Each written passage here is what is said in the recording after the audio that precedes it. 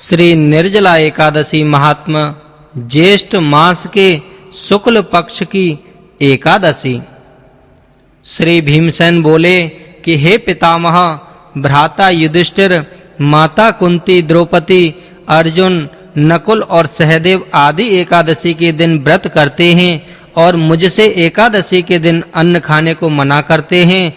मैं उनसे कहता हूँ कि भाई, मैं भक्ति पूर्वक भगवान की पूजा कर सकता हूँ और दान दे सकता हूँ, परंतु मैं एकादशी के दिन भूखा नहीं रह सकता। इस पर व्यास जी बोले, हे भीमसेन, यदि तुम नरक को बुरा और स्वर्ग को अच्छा समझते हो तो प्रत्येक मास की दोनों एकादशियों को अन्न न खाया करो।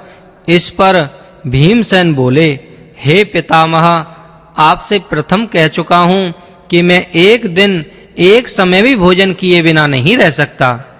फिर मेरे लिए पूरे दिन का उपवास करना तो कठिन है।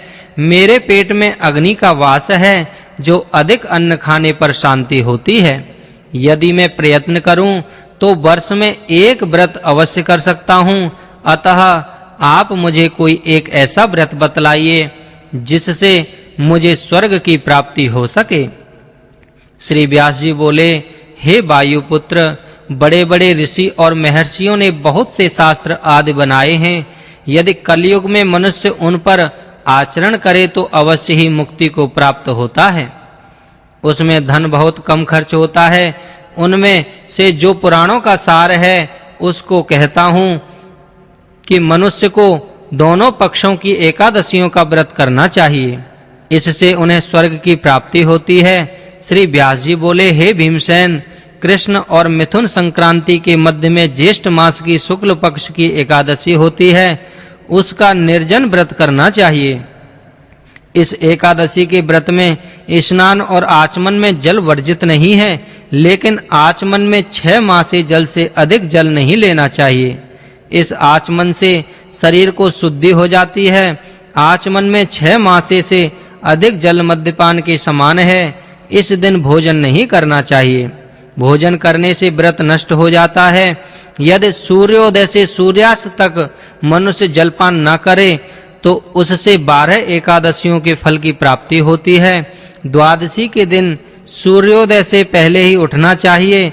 इसके पश्चात भूखे ब्राह्मण को भोजन कराना चाहिए। तत्पश्चात स्वयं भोजन करना चाहिए। हे भीमसेन, स्वयं भगवान ने मुझसे कहा था कि इस एकादशी का पुण्य समस्त तीर्थों और दान के बराबर है। एक दिन निर्जला रहने से मनुष्य पापों से मुक्त हो जाता है।